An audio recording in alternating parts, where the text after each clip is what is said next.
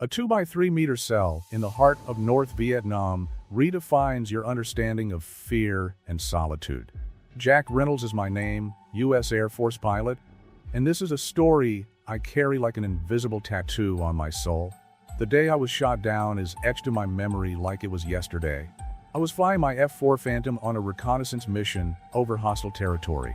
It was my 30th flight in that region, and overconfidence was perhaps my biggest mistake. I remember the deafening noise of the proximity alarm and the glint of the SAM missile cutting through the sky towards me. Mayday! Mayday!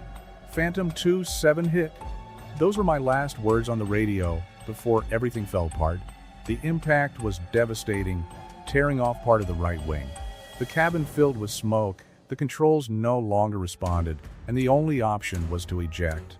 The explosion of the ejection seat threw me out of the burning aircraft. For a few seconds, I floated in surreal silence, watching my plane spiral into the dense forest below. The parachute opened with a violent jolt, but that moment of relief was short-lived. The gunfire started as soon as I approached the ground. I landed in a clearing, quickly untangled myself from the parachute, and ran for the cover of the vegetation. My survival training took over quick equipment check, orientation, escape plan, but they were already too close. The screams in Vietnamese echoed through the forest, getting closer and closer. I managed to stay hidden for almost 12 hours, moving only when necessary, drinking water from plant leaves, and keeping absolutely silent. But the search was too intense. They knew that territory like the back of their hands, and I was a stranger trying to survive in their backyard. It was during the early hours of the morning that they captured me. A patrol group surrounded me as I tried to cross a shallow stream. There was no chance of resistance. There were too many of them, and I was exhausted. The rifle bullets came without warning, and darkness enveloped me. I woke up being dragged along a dirt track, my hands tied behind my back. The dried blood on my face made it difficult to see, but I could see other American prisoners as we approached the camp.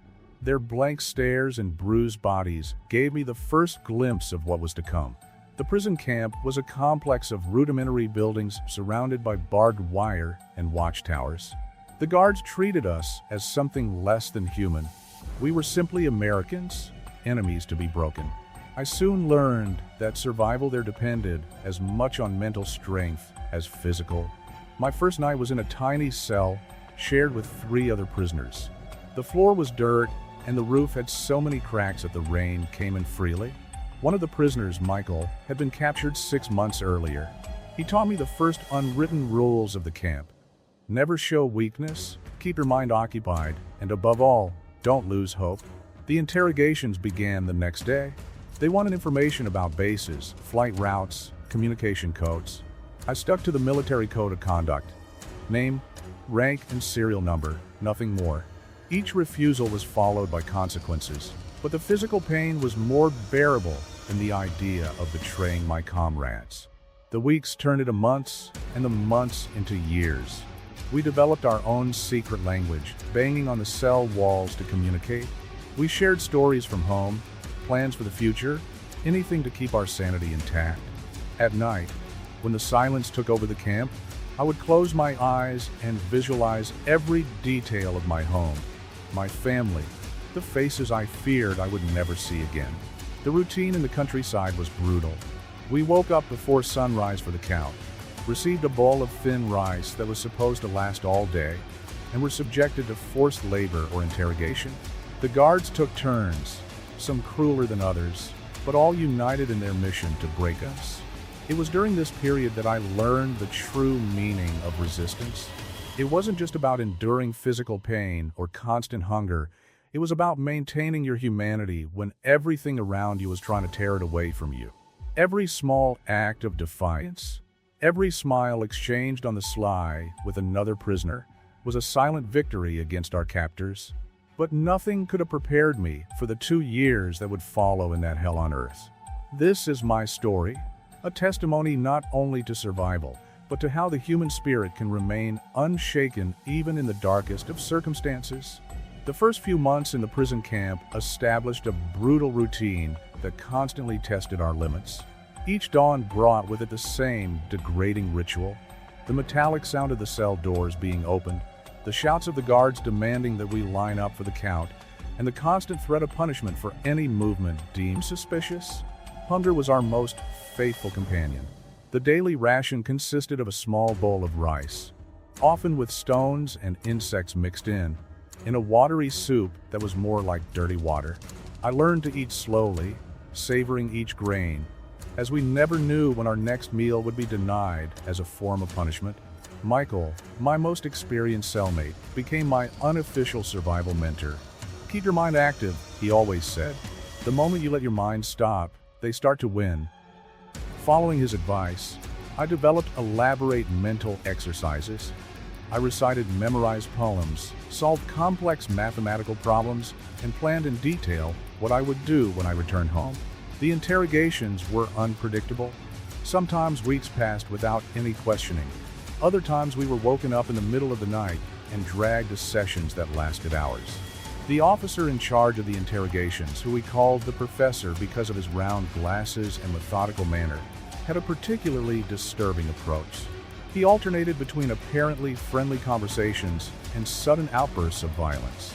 "Why resist?" he would ask with a fake smile. "Your superiors have already forgotten about you. Cooperate, and we can make your life more comfortable." But I stood my ground, repeating only name, rank, and serial number, like a protective mantra. Each refusal was followed by consequences, but the physical pain was preferable to the shame of betrayal. We developed secret methods of communication between prisoners. Knocks on the walls followed a complex code that we learned to master. At night, when the guards were less attentive, we passed on messages, news, and, most importantly, hope. Through these silent conversations, we kept our sense of community and resistance alive. Vietnam's tropical climate was another implacable enemy. During the monsoon season, our cells would become completely waterlogged. Mold grew on our scanty clothes and belongings, and respiratory illnesses were constant. In the extreme heat of summer, the cells turned into ovens, and the smell of sweat and sickness became unbearable. One of the most challenging moments was when I contracted dysentery. Dehydration and a high fever brought me to the brink of death. It was Michael who convinced the guards to take me to the camp's makeshift infirmary. The Vietnamese doctor, unlike the others, showed a glimmer of humanity. He not only treated my illness, but also whispered in broken English, "Be strong, American. War doesn't last forever." Forced labor was an integral part of our routine. We carried stones, dug trenches, and built structures under the scorching sun. The guards delighted in assigning us meaningless tasks, such as moving piles of stones from one side of the camp to the other. It was a way of breaking our spirit, but we turned it into an exercise in silent resistance. To keep our sanity, we created routines within routines. Discrete physical exercises in our cells, prayers shared in whispers, and stories told quietly at night. One older prisoner, who we called Doc, had a special talent for retelling entire books from memory. His narratives temporarily transported us far away from that hell. The passage of time became a nebulous concept. We would mark the days by making small scratches on the wall of our cell, hidden under a loose piece of wood. Each scratch represented not only another day of survival, but also a day closer to the freedom we refused to stop believing in. One of the hardest lessons I learned was about human nature in extreme situations. I saw strong men break, and seemingly weak men demonstrate extraordinary resilience. I learned that true strength lay not in physical endurance, but in the ability to maintain one's humanity when everything around was trying to tear it away. The sound of American planes flying over the camp occasionally gave us renewed hope. We knew that they hadn't forgotten us, that somewhere, someone was planning our liberation. This thought sustained us through the darkest nights and the longest days. The prison camp routine was designed to break not only our bodies, but above all our minds. After months of confinement, I realized that the hardest battle was not against the guards or the deplorable physical conditions, but against our own inner demons. The isolation began to affect different prisoners in different ways. Some became completely introverted, others developed nervous tics, and there were those who talked to themselves at night. Michael taught me that the key to mental survival was to maintain a strict routine, even within the limitations of our cell. We created an elaborate mental calendar. Each morning began with discrete exercises, push-ups against the wall, silent stretches, any movement that could keep our muscles working without attracting the attention of the guards. Then we spent time in impromptu classes, where each prisoner shared their knowledge in whispers. Doc, with his vast knowledge of literature, transported us to other worlds through his narratives. During these sessions, we could momentarily forget where we were. Michael taught French, which he had learned at university, and I share my knowledge of aeronautical engineering. We turned our cell into a peculiar clandestine classroom. The interrogations continued, but the professor began to change his tactics. Instead of physical violence, he began to use psychological warfare. He showed manipulated newspapers with fake news about American defeats, tried to sow discord among the prisoners with elaborate lies, and offered privileges in exchange for information. "Your comrades have already confessed," he would say with a malicious smile. "Why continue to suffer for a lost cause?" But we kept up our resistance. Trust between us prisoners was our most powerful weapon. When one weakened, the other strengthened him through our network of silent communication. One of the guards' cruelest tactics was total isolation. Periodically, a prisoner would be taken to a solitary cell for days or weeks. When my turn came, I discovered the true meaning of psychological terror. The almost complete darkness, the deafening silence, the total loss of time, all designed to break our resistance. During my time in solitary confinement, I developed techniques to keep my sanity. I would mentally go over every technical detail of the planes I had flown, imagining myself flying again, free in the skies. I created elaborate stories in my mind, planned the future in minute detail, and held silent conversations with myself. Constant hunger was another aspect that tested our mental endurance. We learned to ration the little we received, developing techniques to make a single bowl of rice last as long as possible. Some prisoners even ate insects when possible, an additional source of protein that helped us survive. One of the most challenging moments was when we discovered that one of the prisoners was collaborating with the guards. The betrayal deeply shook our collective trust. However, instead of dividing us, it made us more cautious and united. We developed even more complex codes and began to share information only with those we fully trusted. The nights were particularly difficult.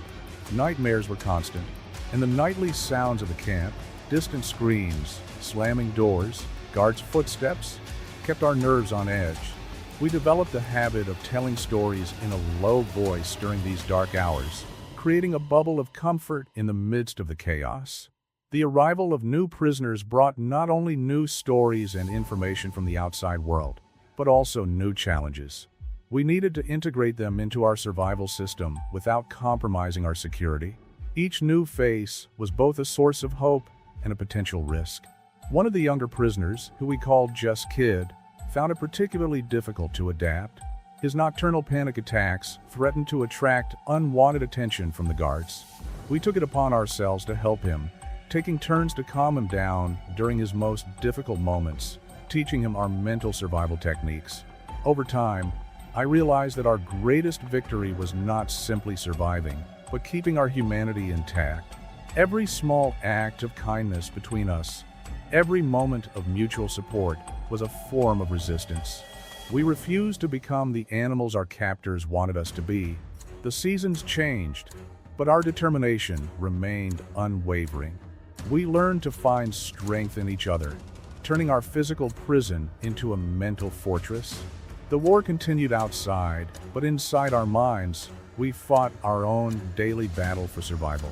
As the months turned into years, the bonds between us prisoners strengthened in ways I never imagined possible. Each new day brought its own challenges, but also revealed the incredible human capacity for adaptation and resilience. Our small community had developed a complex system of mutual support that transcended the physical barriers of our cells. One of the most remarkable moments of this union occurred when Doc, our storyteller, fell seriously ill. Pneumonia struck him during the rainy season, and we watched helplessly as his condition deteriorated. The guards initially ignored our pleas for medical help. It was then that we demonstrated our collective strength. We organized a silent protest and refused to eat. It was risky, considering our already precarious physical condition, but we knew that the guards couldn't afford to let prisoners die en masse. After 3 days, the professor showed up with a doctor. Doc survived, and that small victory strengthened our union even more. The communication techniques we developed became increasingly sophisticated. In addition to the code of knocks on the walls, we created a system of visual signals using apparently casual movements during the period of forced labor. A nod of the head, a specific position of the hands, even the way we organized the stones we carried all conveyed coded messages. Michael remained a constant source of strength and wisdom. Psychological warfare is more dangerous than any physical torture, he always said. They want us to doubt each other, to lose our humanity. His words proved true when the guards stepped up their manipulation tactics. Rumors began to circulate about prisoners being released in exchange for cooperation. Some friendly guards whispered promises of special treatment for those who provided information. It was a clear strategy to sow distrust between us, but our bonds were already too strong to be broken by such tactics. Kid, the young prisoner who had previously struggled with panic attacks, gradually turned into one of the most resilient members of our group. His adaptation was a testament to the power of our community. He began leading nightly mental exercise sessions, teaching others to control their anxiety through breathing techniques he had learned from us. One of the most surprising discoveries was how small acts of kindness could keep our hope alive. A younger guard, who we called Little, would occasionally bring us extra food or basic medicines. We never knew his true motivation, perhaps compassion, perhaps guilt. But his small gestures reminded us that humanity could exist even in the most unlikely places. The interrogations continued, but we developed ways of recovering collectively after them. When one of us returned from a session, the others would take turns telling positive stories, sharing happy memories, anything to help the person reconnect with their humanity. The routine of the camp remained brutal, but our collective resistance grew stronger every day. We developed our own surveillance system, and there was always someone awake, watching, protecting the others. During the most difficult nights, when nightmares or despair threatened to overwhelm us, we were never truly alone. One of the greatest proofs of our unity came when we discovered that the guards were planning to transfer some of us to another camp. The prospect of separation was terrifying. In response, we developed an elaborate memorization system. Each prisoner memorized crucial information about the others: family names, addresses, personal messages. If we were separated, each of us would become a living repository of the other's stories. The winter of that year was particularly harsh. The cold penetrated through the thin walls of our cells, and the torn blankets barely offered any protection. That's when we started practicing group exercises to keep warm. We took turns moving silently around our cells, sharing what little body heat we could generate. Our nightly conversations evolved beyond simple stories from home. We began to plan our collective future, making promises to meet up after the war, to keep in touch, to never forget what we had experienced together. These plans, however unlikely they seemed at the time, gave us something to live for beyond mere survival. The war continued outside, and occasionally we heard the distant sounds of bombing. Each explosion brought a mixture of hope and apprehension. Hope that liberation was near, apprehension about what else we would have to endure until then. But as long as we stuck together, we knew we could face anything that came. News from the outside world began to arrive more frequently through new prisoners. Rumors about peace talks and possible prisoner exchanges circulated around the camp. But after so many disappointments, I had learned to control my expectations. Still, it was impossible not to feel a spark of hope ignite in my chest. The guards seemed more nervous, their behavior more erratic. The professor intensified his interrogations, as if he felt he was running out of time. His tactics became more desperate, alternating between grandiose promises of immediate release and ever darker threats. One day, during forced labor, we witnessed something extraordinary. Squadrons of American planes flying over the camp in much greater numbers than usual. The guards were running around agitated, shouting confused orders. Michael and I exchanged significant glances, and something was changing in the course of the war. The kid, who was now showing surprising maturity, had organized an even more efficient surveillance system.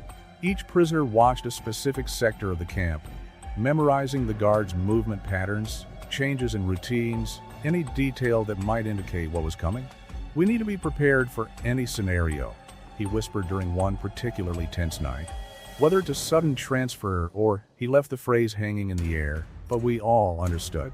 The possibility of release, however remote it seemed, had to find us ready. Doc, recovered from his pneumonia, began to mentally compile a detailed record of our experience. "If we survive," he said, "the world needs to know what happened here. Not just the suffering, but also how we kept our humanity."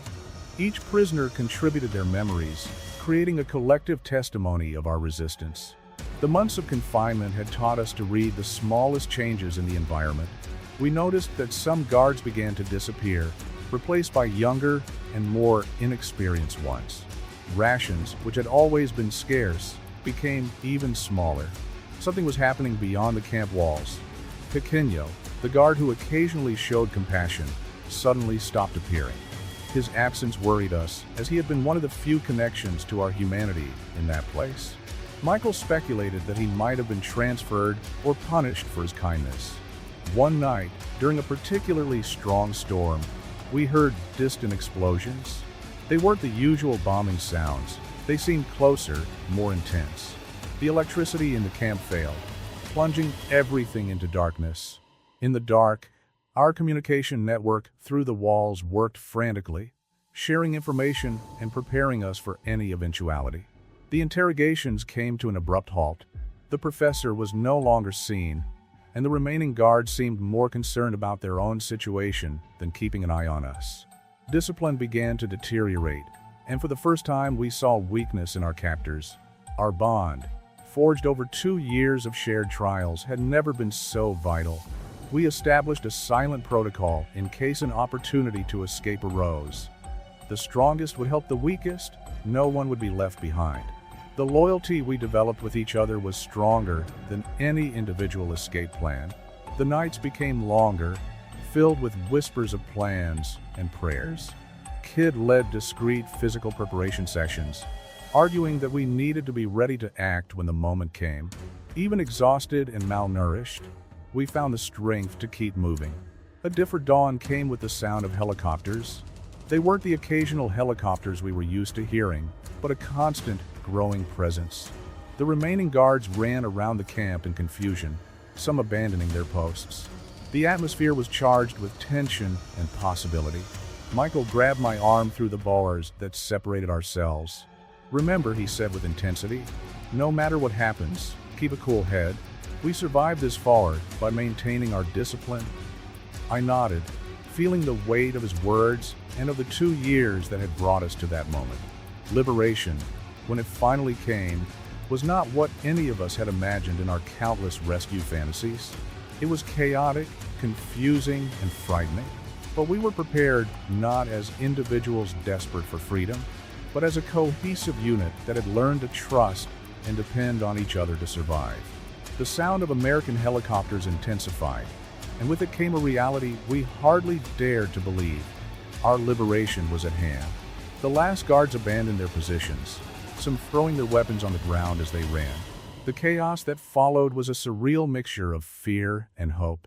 The first sight of the American Marines entering the camp will remain forever etched in my memory. Their young, determined faces contrasted dramatically with our appearance worn down by 2 years of captivity. "We're here to take you home," shouted a sergeant, and those words seemed almost surreal after so long. Michael grabbed my hand as the cell doors opened. "We did it, Jack," he said in a broken voice. "We survived." Kid was crying silently. Doc kept a serene smile, and each of us processed that moment in a unique and deeply personal way. The military doctors who examined us were shocked by our physical condition, severe malnutrition, untreated illnesses, poorly healed wounds. Our bodies told the story of our captivity, but it was our mental strength that impressed them the most. We maintained our cohesion even during the rescue, helping the weakest, ensuring that no one was left behind. The evacuation flight was a surreal experience. Sitting in the helicopter, watching the prison camp diminish until it disappeared over the horizon, I felt a complex mixture of emotions. Relief, certainly, but also a strange apprehension about the future. For 2 years, our only mission had been to survive until the next day. Now we had to learn to live again. In the military hospital in Saigon, we began to really process our experience. The doctors were not only treating our physical wounds, but also trying to understand the survival system we had developed. Our ability to maintain sanity and unity under extreme conditions became the subject of study. "You created something extraordinary in there," said a military psychologist. "A community of resistance that defied all odds." It was true that our strength came not just from individual resistance, but from the network of mutual support we had built. The nightmares started almost immediately.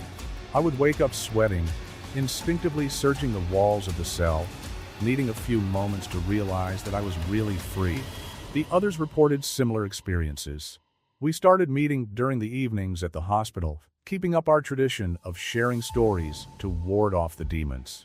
The readaptation process was challenging. Simple things like choosing what to eat or sleeping in a soft bed seemed strange after so long a deprivation. Kid had particular difficulty with open spaces, preferring to stay in smaller rooms that recalled the claustrophobic familiarity of our old prison. Before we parted, we made a pact. We promised to keep in touch, to bear witness to each other, to ensure that our story would not be forgotten. Doc began writing his memoirs, determined to document not only the horror, but also the extraordinary display of human endurance that we had witnessed. Michael was the first to be discharged and returned to the United States. Our farewell was silent, charged with emotions that words could not express. "Remember," he said, "what we experienced there, no one could take that away from us. We survived not just with our bodies, but with our humanity intact." The following months were about readaptation and recovery. Some of us needed more time than others. Kid eventually became a counselor for other veterans, turning his experience into something positive. Doc published his memoirs, creating a lasting record of our history. Today, decades later, we still meet occasionally. Our hair is gray, our faces marked by time, but the bond forged on that field remains unshakable. When we get together, we don't need words to communicate the deep understanding we share. The physical scars may have faded, but the memories remain. Not all of them painful. There are also memories of extraordinary courage, of unconditional friendship, of human strength in its purest form. Each of us carries a part of that story, a living testimony of how the human spirit can triumph in the most adverse circumstances. Sometimes, when I close my eyes, I can still hear the sound of banging on the walls, our secret language of hope and resistance. I can still see the faces of my companions in the darkness, feel the weight of our shared determination. These memories are no longer a burden, but a reminder of the strength we discovered in our union. The war left its mark on all of us, but it also taught us something precious about human nature. In the midst of horror and brutality, we found a capacity for compassion, courage, and a loyalty that transcends common understanding.